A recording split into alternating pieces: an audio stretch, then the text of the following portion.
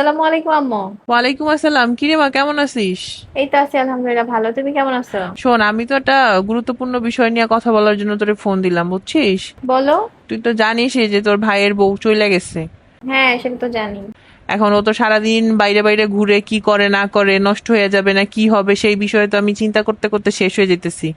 রাত্রেও ঠিক মতো বাসায় ফিরতেছে না। তো আমি ভাবতেছি কি, ওরা আবার বিয়ে দিব, আর এই দায়িত্বটা আমি জামাইরে দিতে চাই। দেখে শুনে ভালো একটা পরিবারের মেয়ে যদি আনতে পারে, তাই আমি চাচ্ছি দায়িত্বটা জামাইয়ের কাছে দিতে।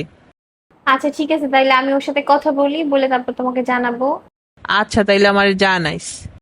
আচ্ছা ঠিক আছে।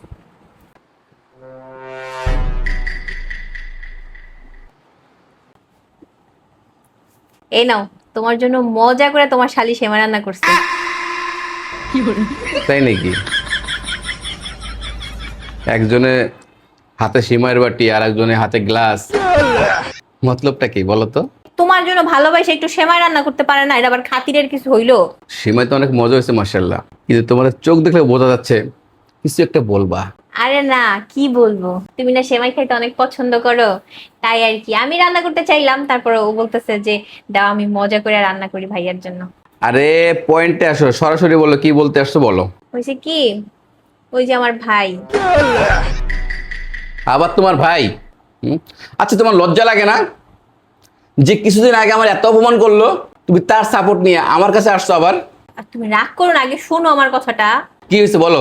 মানে তুমি তো জানোই, জানো না যে আমার ভাইয়ের বউ তো চলে গেছে। তা যাবে না কি করবে বলো তো?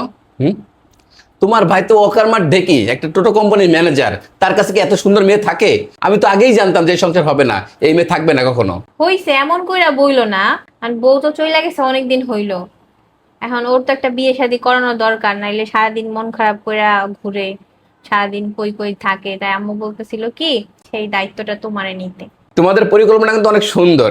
হুম আমি সুন্দর একটা ভালো পরিবারের একটা মেয়ে এনে দিই, এরপর তোমার ভাইয়ের সঙ্গে সংসার করুক, তারপর কিছুদিন পর আবার ভেঙে যাক, তারপর ওই মেয়ের বাড়ি থেকে আমাকে কোমরে দড়ি বাইন্ধে আবার জেলখানায় পাঠাই দিক।